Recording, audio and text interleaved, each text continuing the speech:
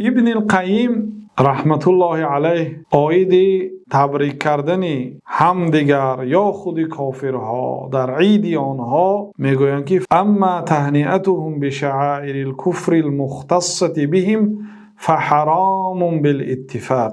اما تبریک و تهنیت گفتن کافرها به شعائر آنها، به شعائر یعنی شعائر دینی، هر چیزی که آن را بزرگ می شمارند، خاص برای آنها باشه، فحرام، این حرام است با اتفاق علما. و بعضی ها میگن که کافر نگو، اونا هم بنده های الله هست. ولی در پایان جواب میگیم و ذلك کأن یهنئهم باعیاد فیقول عیدکم مبارک. این مانند این است که به عیدهاشان تهنیه گوید، تبریک گوید که عید شما مبارک باشد گوید. او تهنأ بهذا العید، یا اینکه به عید تهنیت گوید. فهذا ان سلم قائله من الكفر فهو من المحرمات. اگر گوینده این سخن از کفر سلامت ماند، پس این از جمله حرام ها هست. یعنی تبریک کردن کافرها به عید کفر آنها این حرام است. و هو بمنزلت ان یهنئه بسجوده للصلیب.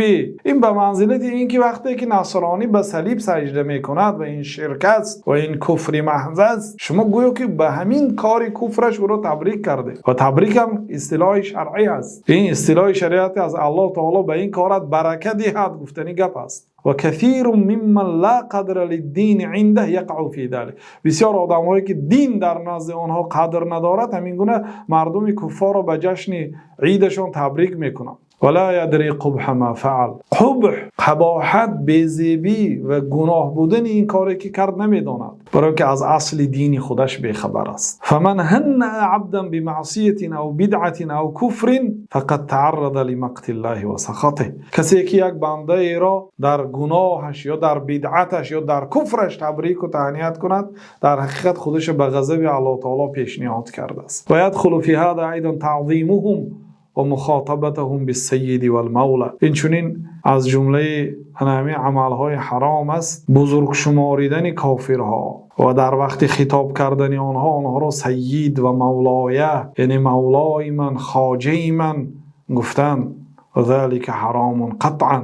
این کارها در حقیقت حرام است، قطعی حرام است. خب این درباره تبریک کردن کافرها در عیدی که خاص به آنها هست. برادرها، من نمیدونم اون شخصیت هایی که امروز بعضی نوارهای دیدم، بعضی پیشواها گفتین که مقصد شما در دیار آنها غریب هستید، کار میکنید، تبریک کنید. گفتین دیگه علاج ندارید. گفتین چقدر دیگه علاج نداره؟ تبریک نکنید. تنازل در دین اجازت نیست. شاید آنهایی که این سخن گفتن مجبور باشند، شاید آنها مجبور کرده شدند برای گفتن این گونه سخنها، آنها خودشون به این سخنها جواب میدهند. لیکن هیچگاه تبریک کردن کافرها به عیدشان نادرست است. چخیلی که ابن القیم گفتن با اتفاق علما حرام است اگر صاحبش یعنی تبریک کننده از کفر سلامت ماند ولی که از گناه سلامت نمیماند. گفتن چخیل ما با گوییم که تبریک کنید، امر